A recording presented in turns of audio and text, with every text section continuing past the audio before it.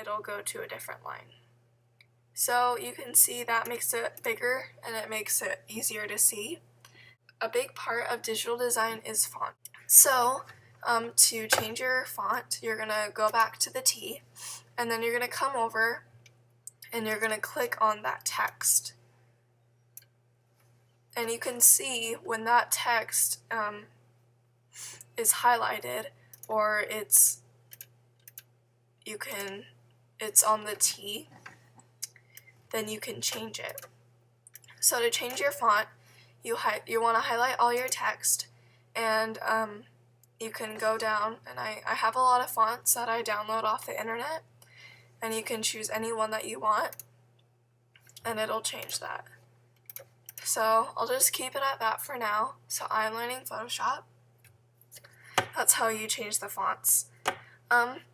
So now let's talk about brushes. So you're going to click on the brush tool to draw a line, and you can see when you put it over your canvas, it says says that you can't draw a line. It says you could not use the brush tool because no layers are selected. So that's basically why you can't do it, because none of your layers are selected. So push OK, and then you're going to go over and you click which layer you want the line to be drawn on.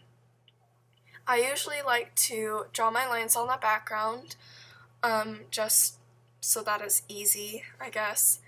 So click on layer 1 if you want to draw your line on your background, and then you're going to go down. Notice when you go over your canvas, it doesn't say X. So there's a lot of different brushes that come with your program. So you can go click on the arrow. There's tons of them. There's like all of these. There's a lot. I usually just use a simple rounded brush, so default, which is under the default, so just pick like whatever one. Then to adjust the size of your brush, so see, this is 13 pixel line, which is that big. So let's say maybe I want a broader line, so I'll change it to 61, and that's a much wider, broader line. So right now, and you can kind of tell when you adjust it, if you go up on the canvas, it'll show you what size the line is going to be. So for right now, I'm going to change it to about 11 pixels, or like 22. I want you to be able to see it. So you can draw a line. You notice okay, so let's draw a line.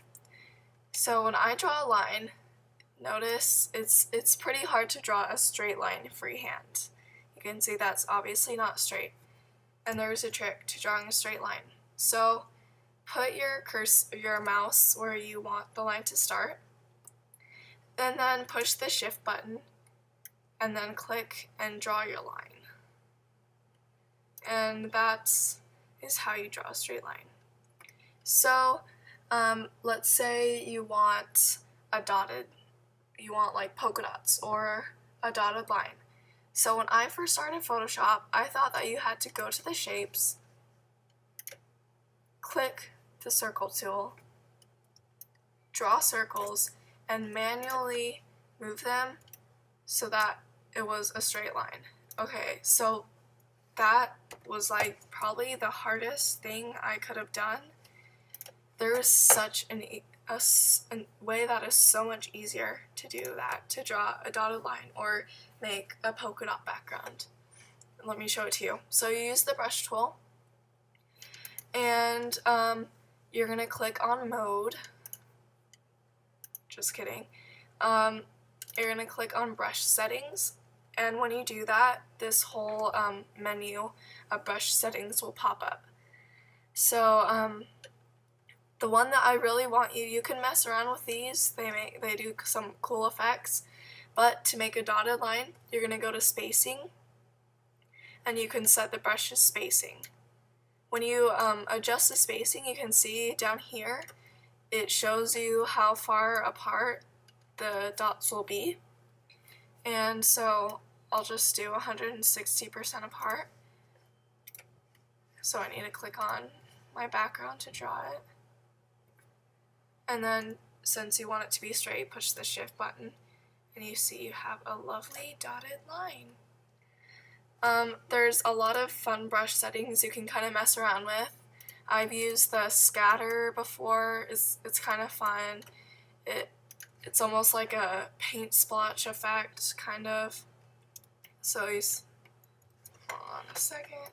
So you kind of have to mess around. Right now it doesn't really look like that too much, but it kind of looks, it's kind of a cool, I think it could look really cool if you're having, like, you're making an artist party invitation or something that has to do with art. I think that could be something really fun to add on to it. So you can kind of mess around with the brush settings. There's a lot of different things that you can make some really cool lines with. So that is how you use the brush tool.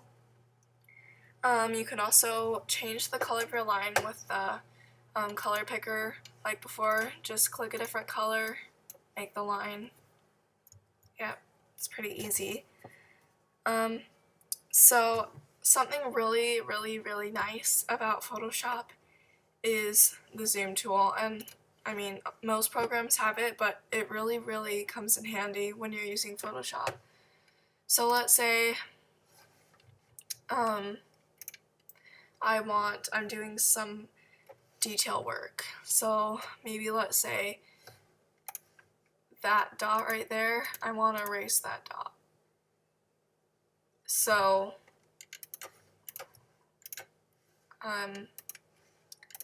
I can instead, you see when it's far away, it's kind of hard to get that exact dot. Not really, this is a bad example, but there are some things that it comes really in handy for. So instead of kind of having a hard time trying to find it, you can go to the magnifying glass, click on plus, and you can zoom in.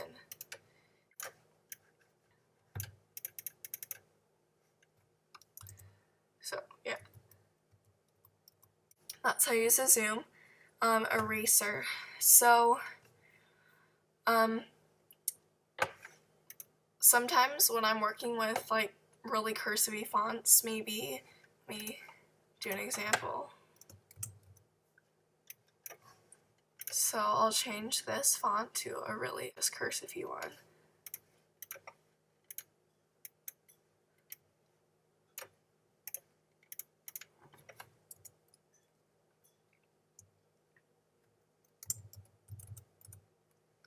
So let's say I wanted to put that hello just like right there, and maybe that little tail, it kind of looks a little too long. It almost looks like you're cramming it in there.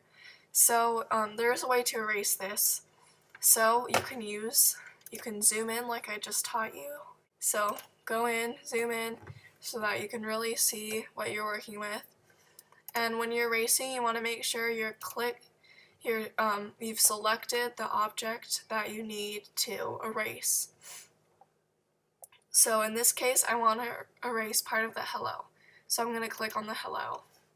Then I'm going to go over to the eraser tool, and I'm going to go over here, and I can just kind of, erase it. So since this is text, you can't erase text. It has to be simplified. The layer has to be simplified before you can erase it. So I'm just going to push OK, and then it'll simplify the text. When you simplify the text, it is no longer text, it is an object. So you cannot go back, and if you spelled something wrong, that's too bad because you can't change it. So now that I'm clicked on the hello,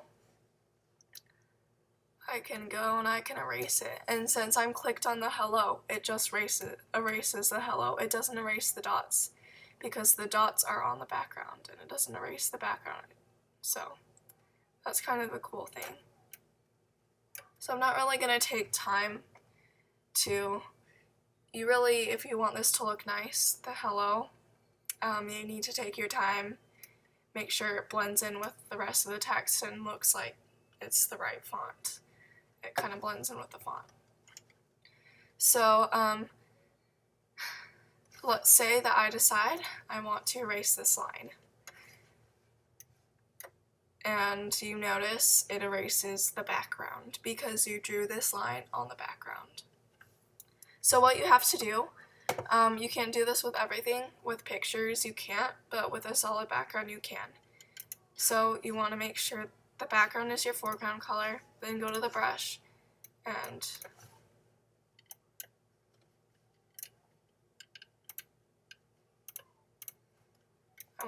I don't want any scattering or spacing, I just want it to be normal. I can go in and erase this and it'll keep my background. So that's kind of a trick that I've learned for that. Okay, so now I'm going to go back to fit screen.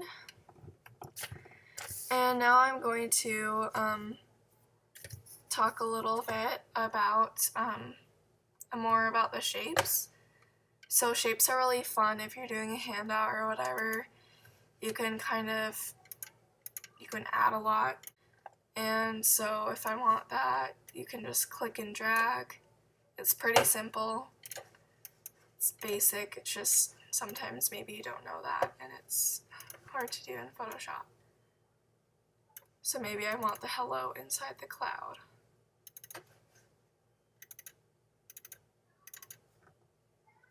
So it's not going to show up white, so I want to change it to the tan color.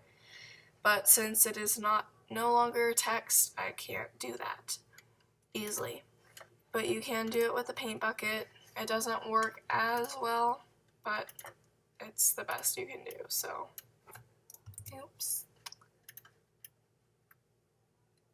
You can also see that shape 1 is above in the layers, so the hello doesn't show up.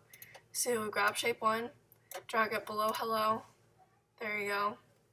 Another thing is if you have two objects that are kind of like together, like you have them placed the right way, but maybe you want the hello and the cloud a little higher up here in this area, instead of taking each one and moving it, which like you have to like replace it, decide how you liked it, like you did it before.